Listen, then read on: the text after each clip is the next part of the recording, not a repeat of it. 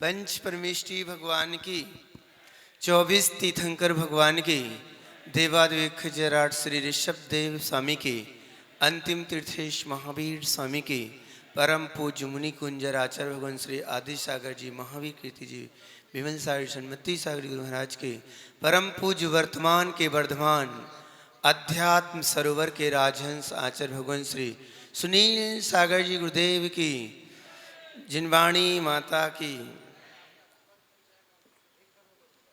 उपस्थित धर्म स्नेही प्यारी प्यारी भव्यात्माओं,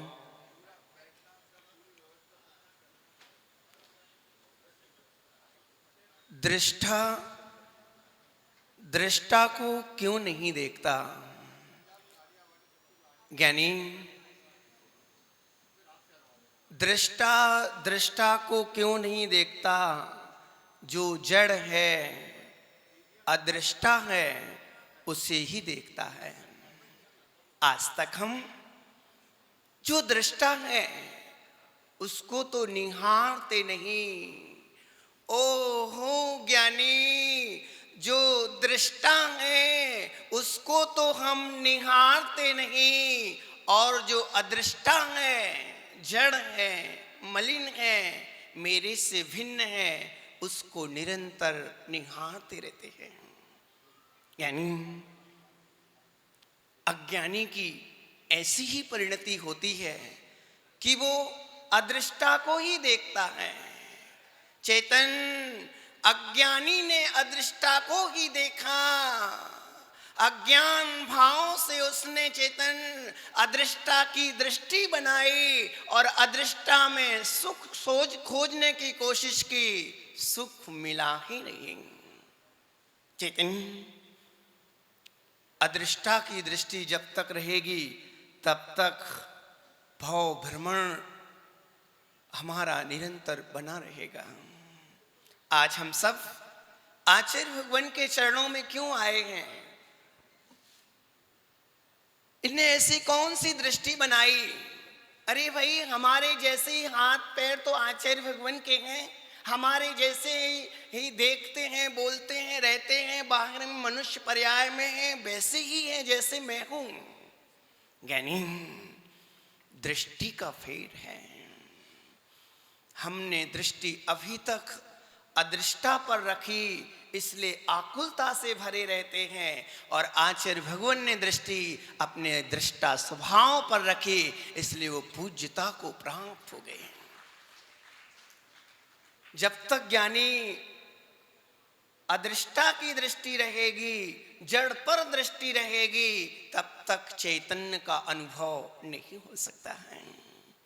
मैंने एक बार और सुना, पहले सुनाई थी बात कि एक माँ है, गर्भवती माँ, गर्भ में बेटा पल रहा है।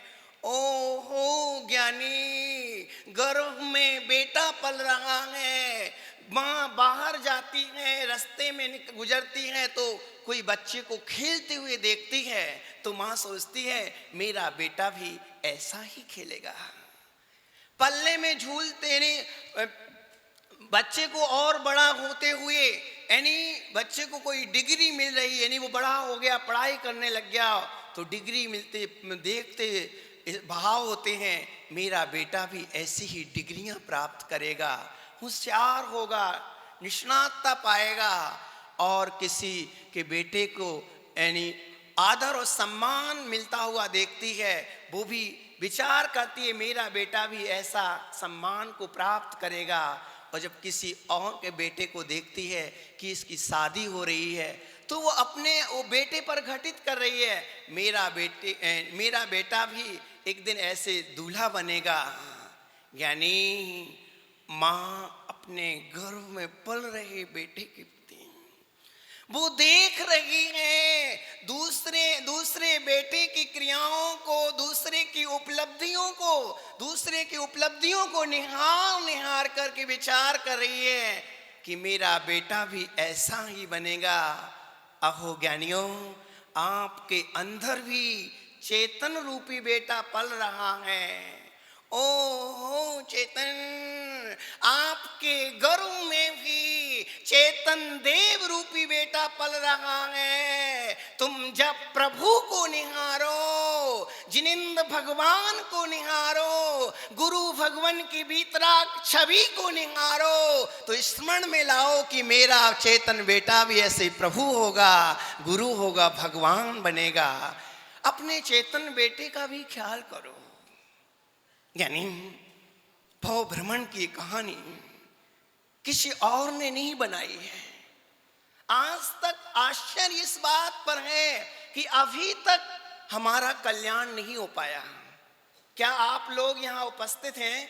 आप लोगों के मन में ऐसी एक प्रकार का उत्साह है कि मैं संसार से मुक्त होकर के सिद्धत्व को पाऊं, और इस संसार से भय है कि अब मुझे बहुत हो गया भटकते भटकते, अब मैं भटकन पर विश्राम दे रहा हूँ, विराम दे रहा हूँ। यानी अनंत काल से अनंत तीर्थंकर हो गए, अनंत काल से ज्ञानी, ओ हो चेतन, अनंत भावों को हमने प्राप्त किया है, अनंत अनंत पर्याय धारण की है, पर हमने अपने दृष्टा स्वभाव की दृष्टि नहीं बनाई। यही वजह है कि आज तक हम परिभ्रमण कर रहे हैं, कल्याण का पथ नहीं मिल पाया। पर ऐसे कलयुग में, ऐसे पश्चिम काल जैसे दुष्म काल में भी यानी आत्म स्वभाव की दृष्टि देने वाले मिलना अत्यंत दुर्लभ है। अहमदाबाद वासियों का सौभाग्य रहा कि इतना विशाल संघ, जो आचार्य भगवान प्राकृत के महाधुरंधर ज्ञानी, अकेली भाषा के ज्ञानी नहीं, उस अध्यात्म की भाषा को भी वो जीते हैं। ये सबसे बड़ी उपलब्धि उनके जीवन में है। और ऐसे महापुरुष का समागम हम सबको मिला। ज्ञानियों, आप सब सौभाग्यशालियों में हो। जिनका भाग उदय होता है, कहते हैं जिनकी भवितव्यता अच्छी होती है, उनके ही कदम गुरु भगवान के दर्शन के लिए बढ़ा करते हैं, और जिनके पुण्य क्षीण हो जाते हैं, वो प्रवचन से बाहर निकल करके शहर की ओर दौड़ते चले जाते हैं। विचार करो, अपने आप पर विचार करो कि मैं पुण्यात्मा हूं कि अधर्मात्मा हूं कि पापी हूं। ज्ञानी घर में भाव बन रहे हैं। अभी देख रहे हैं बाबूजी जैसे और सभी लोग, बड़े बड़े लोग यहाँ प्रतिदिन उपस्थित हो रहे हैं, एक दिन मिस नहीं करते हैं। कभी हो जाए तो कुछ लोग देख रहे हैं, बहुत सारे लोग यहाँ आ रहे हैं। पर निश्चित ही आप लोग सौभाग्यशाली हो कि हमें जिन वचन सुनने का अवसर हमें हाथ आया है। ज्ञानियों, हमें उस शुद्ध स्वरूप का निरंतर लक्ष्य रखना है। और अभी 2 दिन पहले आचार्य भगवान का 7 तारीख को अवतरण दिवस। अवतरण दिवस का मतलब, वैसे तो आत्मा ना जन्म लेती है ना मरण करती है, पर 10 प्राणों का संयोग और ऐसे मंगलमयी पर्याय में जहां से सबसे मंगलमयी पुरुषार्थ आचार्य भगवान कर रहे हैं। इस दुनिया का आश्चर्य जहां होता पाया जाता है, दिगंबर मुद्रा में जीवन जीना, और वो भी महावीर स्वामी के लघुनंदन मन के जीना, ये अपने आप में सौभाग्य है। ऐसे महापुरुष का अवतरण दिवस, ज्ञानियों, ये तो बहाना होता है, पर वास्तव में हमें गुरु से जुड़ने का। कई लोग बोलते हैं भक्ति क्या जरूरी है, बाहर की चीजें इतना सारा फैलाव क्या जरूरी है। मैं कहता हूं, आपने शादी कराई होगी तो आप ऐसे ही माला डाल करके आगे क्या तुरंत? बहुत सारी तैयारियां, महीनों से तैयारियां चलती हैं। ज्ञानियों, ये तो भगवान जिनेंद्र का महोत्सव, गुरु भगवान का महोत्सव, जितने समय से तैयारियां चलें, बड़े बड़े आयोजन हो, उतने ही हम अपने नजदीक आने का पुरुषार्थ कर पाते वहां। ये हमें पात्रता पैदा करती है।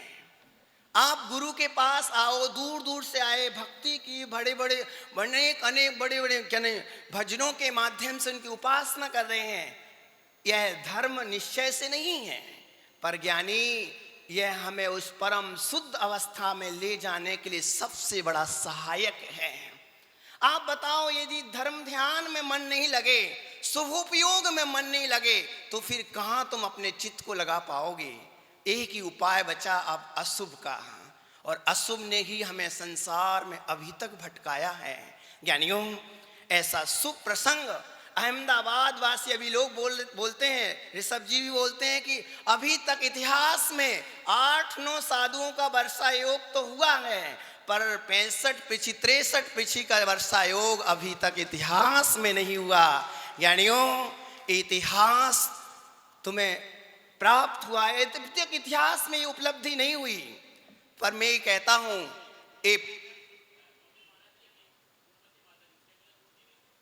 नो भी हुई, हाँ वो भी अभी अभी हुई, 1 साल पहले ही, पिछले साल जो वर्षा योग था, पर उसके पहले ही आप सबको पता है। निश्चित है ज्ञानियों, ये अहमदाबाद वासियों का सौभाग्य है।